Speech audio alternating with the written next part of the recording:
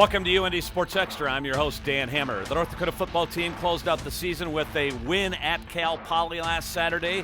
It did seemingly everything it needed to do to qualify for the FCS playoffs, but UND will watch from the sideline this year. Head coach Bubba Schweigert joins us momentarily. We've got men's basketball, women's hockey, and athletic director Brian Faison all on tap tonight here on UND Sports Extra. UND closed out the football season defeating Cal Poly 45-14 last Saturday night. That put North Dakota at 7 wins on the season, seemingly in position to grab an FCS playoff spot. And yet, when the announcement came out Sunday morning, North Dakota was left out of the playoff field. Head coach Bubba Schweigert is here. Bubba, first of all, congratulations on a great season. How shocked were you Sunday morning to learn you were not part of the playoff field? Well, it was a shock. You know, I really felt like our team did a great job our last 3 games of the season, you know, beating a ranked team and then knowing we had a playoff game versus Northern Colorado, who had come off a good win over Portland State, and then going on the road and beating a good Cal Poly team in the fashion that we did. We felt like we did enough to get in, and when you look at some of the other resumes, it's quite shocking. Bubba, you did what you thought you needed to do, and that was to get to 7 wins. Then the decision is left to a group that you don't control. How difficult is that, and how frustrating is that to try to accept and move on from? Well, you need to move on, and I want to make it clear we're really proud of our staff, and I'm proud of our players, you know, the job that we did. But what it came down to was North Dakota had to win 8 games to get in, and we didn't do that. And apparently the committee felt we just needed to be an 8-3 team for us to be in, and we understand that, but difficult to move on. But we've got to move on and keep building our program day by day, just as we've done up to this point. What'd you tell your team? Well, you know, I think on Sunday morning, many heard what I was going to tell the team, and I did tell them. I love them. Those guys are buying into playing for that interlocking ND and playing for each other, and that's how we're going to get the program better. I love our staff. I made that quite clear throughout the season. You know, our guys are just working so hard to move our program in a positive direction. And then we talked about, hey, this is kind of how life is. You aren't in control of all the outcomes and all the decisions. So somehow you got to accept it and accept a little adversity and some bad news in your lifetime and move on and be a better person. Your team was playing great football down the stretch, including a dominating win at Cal Poly. We'll take a look at those highlights next coming up here on UND Sports Extra. UND Sports Extra on Midco Sports Network is presented by the University of North Dakota, RideLCars.com, and Farmers Union Insurance. North Dakota went to San Luis Obispo, California last Saturday, knowing it would need a win to keep its playoff hopes alive at Cal Poly. Number 1 rushing defense in the Big Sky, number 1 rushing offense in the country, Bubba. Obviously, stopping their run was one of the keys coming into the game, but you and Coach Eric Schmidt love scheming to stop the option. Well, Coach Schmidt, as you know, does a very good job with our defense, and I'm really proud of him and the defensive staff that the plan they put together, you know, to limit this team to 150 yards rushing, 250 yards under their average. Huge. And then obviously our offense plays a part in that. Our offense controlled the ball for 35 minutes and scored some points. First possession for Cal Poly, a force, a fumble. Brian Labatt covers. You take over, and John Santiago, first freshman ever to lead the Big Sky in rushing in the league's 53-year history, gets you to the end zone here. Yeah, once again, getting man-on-man and executing that run game, and John takes it in the end zone. You know, his longest run of the night was 15 yards. We come to expect more, bigger runs than that. So, but once again, a good night for John. You know, you put Cal Poly in a lot of uncomfortable third down situations for them. They're not a team that doesn't like 3rd and 8, 3rd and 9. You did that a lot to them. Yeah, you know, first down, second down, really important, and then no long run plays. We really felt that was key to the game. And how about this goal line stand? Huge in the game. You know, we felt like, hey, they're going to go for it on 4th down a lot. We get a 4th down stop and then answer with a 99-yard drive. 99-yard drive after the goal line stand. Keaton Studrud, since coming off his injury, he's played the best football of his young career. He's thrown the ball so well. Yeah, 17 of 20 on Saturday night. The week before, 14 of 16. Very efficient. And this is what we were looking for, that balance in our offensive football team. And we became really hard to defend when we got the passing game going along with our running game. You know, a 99-yard drive, you have to be calling good plays. You got to be disciplined. You took no penalties in this drive. Yeah, very good execution by our guys. And just once again here you see John taking it in the end zone, and just 7.5 minutes off the clock, and you're on the road, and just establishing momentum in the game is so key against a team like Cal Poly. And you had big-time momentum. Then you force another turnover. So up 14-0, you get it back here again. Yeah, and we felt, hey, make them drive the football. No big plays, and option teams, they're going to be pitching the ball and tough reads at times to take care of the ball, and when you make them drive it, you have a chance at turnovers. Then the explosive play. Studsrud to Clive George's 64 yards while Clive coming into his own late in the season. Yeah, he's a big play guy, and he was out for a number of games with the hand injury, and he sure makes a difference for us because he's very fast and a deep threat. 21-0 now, and now you got to feel like, okay, we've got them in a difficult situation. Your defense can really do what it wants to do here. Yeah, pin your ears back a little bit. Here they try to get a little trick play, and Will gets the sack, and we're rolling at this point and just really encouraging our guys to stay focused and keep the momentum and keep scoring and moving the football. Another long drive here. This drive, 80 yards, 11 plays. Your time of possession was dominant Saturday night. Yeah, it really was. And there you see Keaton hooking up with Luke. A couple throws there just right on the money and just executing very well. Studrud, as you said, 17 of 20 in Saturday night's game, and you're going to get another touchdown before half here. And here it is, 28-0 on the road. Pretty much a perfect opening half for your football team. Really was, no turnovers, forced turnovers, controlled the ball, no penalties, and we're sitting in good shape at halftime. And you're thinking, okay, this is a team that loves to run the football. It's not built to try to come back from a 4-touchdown deficit. Yeah, so the message at halftime is, hey, we get the kickoff. Yeah. Let's do a good job on the kickoff return.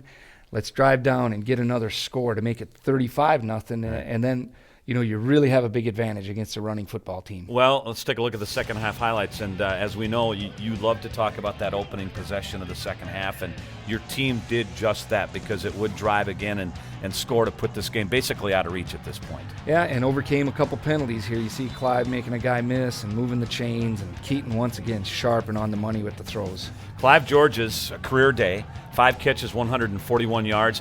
Keaton Studsrud, healthy again. A few weeks ago, you weren't allowing him to do this, but he's back healthy these days. Yeah, you had the quarterback run to our attack, and once again, they got to defend another play and another player, and makes it difficult. And Keaton was feeling really pretty good and was ready to run the football on Saturday night. John Santiago Monday named a finalist for National Freshman of the Year. Well deserved after leading the Big Sky and all freshmen in rushing in the FCS. Yeah, really impressive year for a true freshman.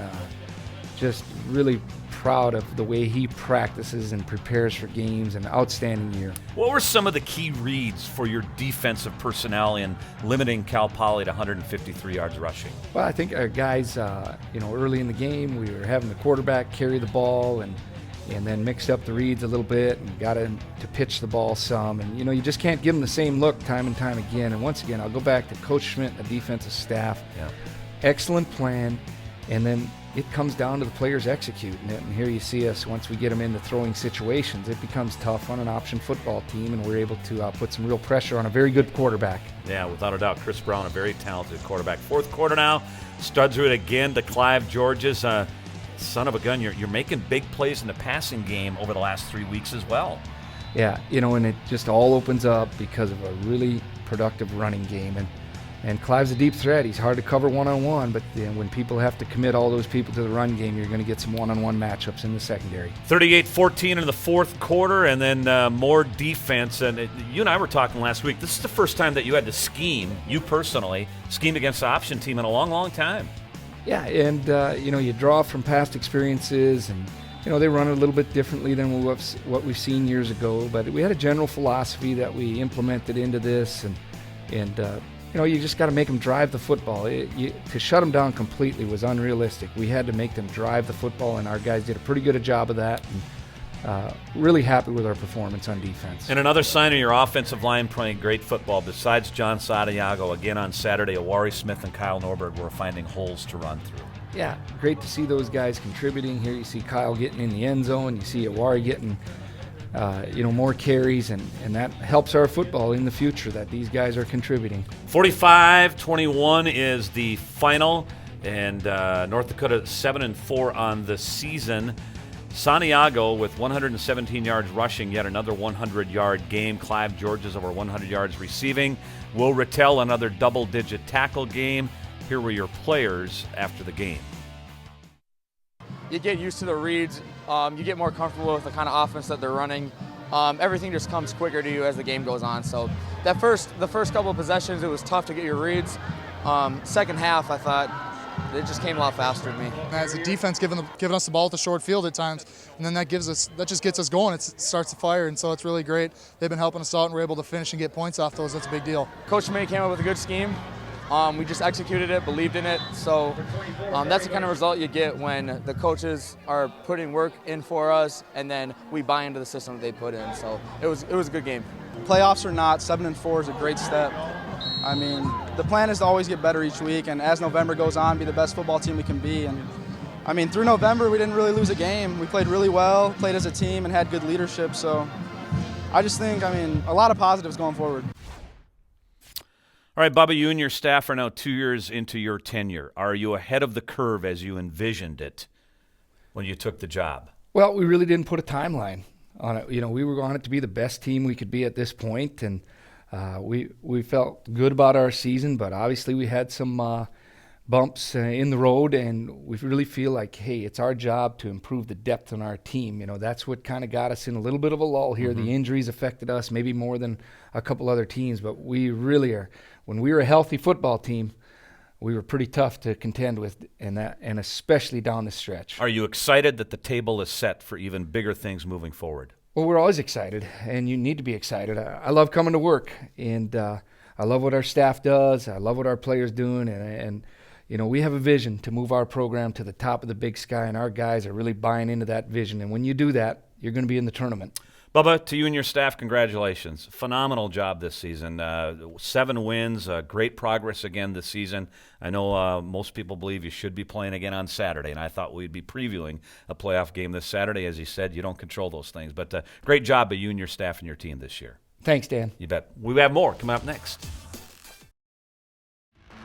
UND Sports Extra on Midco Sports Network is presented by the University of North Dakota, RideLCars.com, and Farmers Union Insurance.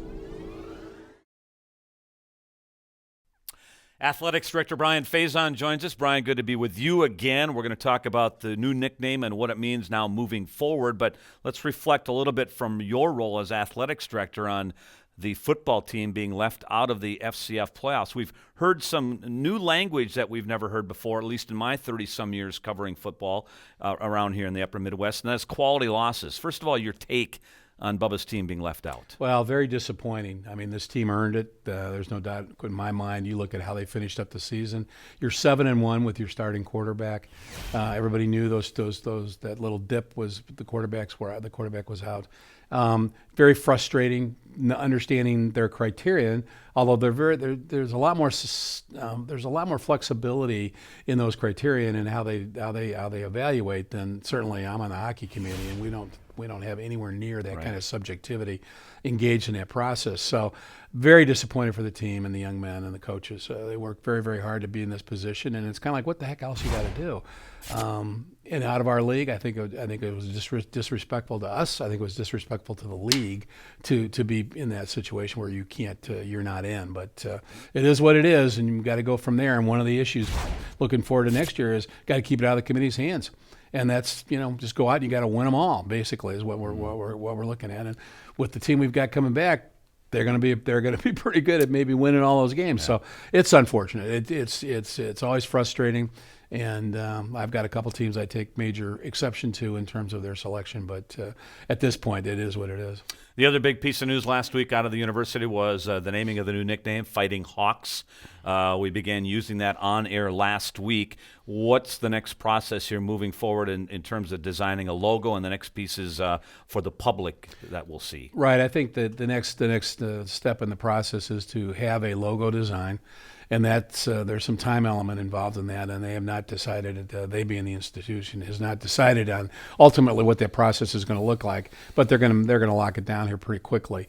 For us, we're transitioning, and we're used to transitioning, by the way, as we know, in and out. But we're transitioning as relatively expeditiously as we can. But as far as the mark and as far as the uniforms and everything concerned, most of those things have to be ordered a year in advance if you're going with new unis. And in a lot of cases, with our budget, Dan, we're still replenishing current hockey jerseys or football jerseys or whatever the case may be, and they're on a cycle for replacement. So you'll see some teams, but a lot of our teams will still be dealing with what they currently have. And the other thing is, as it was when we were fighting Sioux, teams will have the option to do both the new mark or name and North Dakota. So, which we are, and we always will be North Dakota, and North Dakota will be one of those things that we'll embrace, along with the interlocking ND. When will the new logo be in place? Will there be a chance for the public to give their candidates for a new logo? I think that's what they're talking about now, process-wise, is how do we engage the public in this if we can.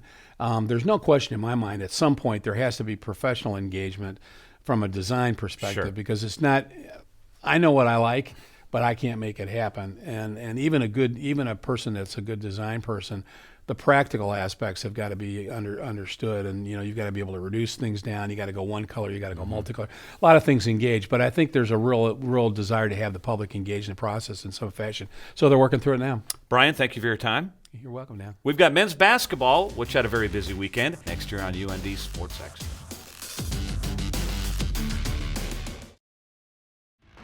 UND Sports Extra on Midco Sports Network is presented by the University of North Dakota, RideLCars.com, and Farmers Union Insurance. The men's basketball team spent the last week on the road, including a tournament at Florida Gulf Coast, playing the host team. UND in the second half trying to work its way back from a deficit. Cortez Seals, the newcomer, with a strong start to the season and a strong game here. 7 of 11 from the field and 15 points. Then Gino Crandall knocks down the three. He finished with 9 points for North Dakota. UND midway through the second half, trying to whittle its way back into this game. Newcomer Drick Bernstein with a nice backdoor feed to Quentin Hooker. He finished with 14 points and 9 rebounds, but UND falls 73-60. UND also falls to Youngstown State 79-69 and got its only win of the tournament over Bowling Green 77-59. North Dakota was in Madison, Wisconsin last Tuesday night to play the Badgers, which played in the national championship game just this past spring. UND's Cortez Seals up top, knocks down the three. He finished with 5 in the game. Then Hooker with another strong game on both ends of the floor, finding Drick Bernstein cutting. Bernstein high off the glass, 2 of his 15. He also had 9 rebounds. Gino Crandall wide open in the far corner, the coffin corner, knocks down the 3. He led UND with 19 points, including 6 of 8 from the field. And then Hooker, late in the second half, hit back-to-back baskets to bring UND within 8. Here he goes to his right, knocks down the pull-up jumper. He had 12 points in 37 minutes, but Wisconsin owned the boards, including 16 offensive rebounds in the first half. Ethan Happ closes out the first half with a putback bucket here, and the Badgers beat North Dakota 78-64. The UND women playing in Drake this past Sunday. Travis Brewster seeing his team trailing by 11 quickly in the first half. In the second quarter, the freshman Fallon Frigie gets it inside, hits the turnaround. She had 13 points and 8 rebounds. Very impressive effort by Frigie. Third quarter now. Frigie comes in unnoticed with the putback. She was 6 of 10 from the field. Later in the third quarter, UND running the floor. Leah Zabla to Michaela Dyer. She led North Dakota with 17 points. UND is up by 1 at this point. Then Maya Lloyd back in the lineup after missing the previous game, scores 2 inside. Later, Kelsey Knox will find Lloyd for a bucket, and she's fouled. Lloyd with 15 points and 11 rebounds for her 27th career double-double. UND was within 1 with 5 minutes to go, but Lizzie Wendell was strong down the stretch for Drake. Here she lays it in, plus gets fouled, and Drake beat North Dakota 73-63. Earlier in the week, UND in Omaha, this went to North Dakota 67-52. We're back with more next. UND Sports Extra on Midco Sports Network is presented by the University of North Dakota, RydellCars.com, and Farmers Union Insurance.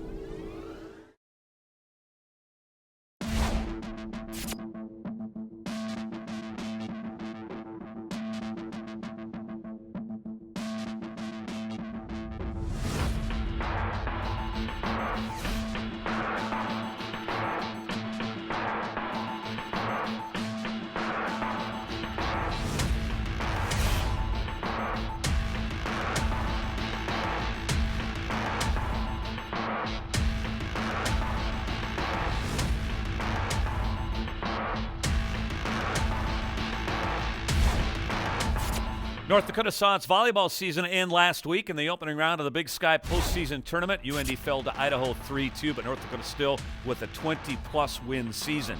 3 UND players honored with second team selections by the Big Sky, including Mackenzie Hart, who set a career dig record, a single season dig record, and is the NCAA leader in digs per set. Faith Dooley with a big season in the block category, and Chelsea Mosher also earned second-team all-conference honors. Coming up Saturday on Midco Sports Network, great basketball matchup. North Dakota against Northern Iowa, fresh off an upset win over top-ranked North Carolina, coached by former UND guard Ben Jacobson. That's Saturday afternoon. Thanks for watching. Stay tuned for North Dakota Hockey with Brad Berry.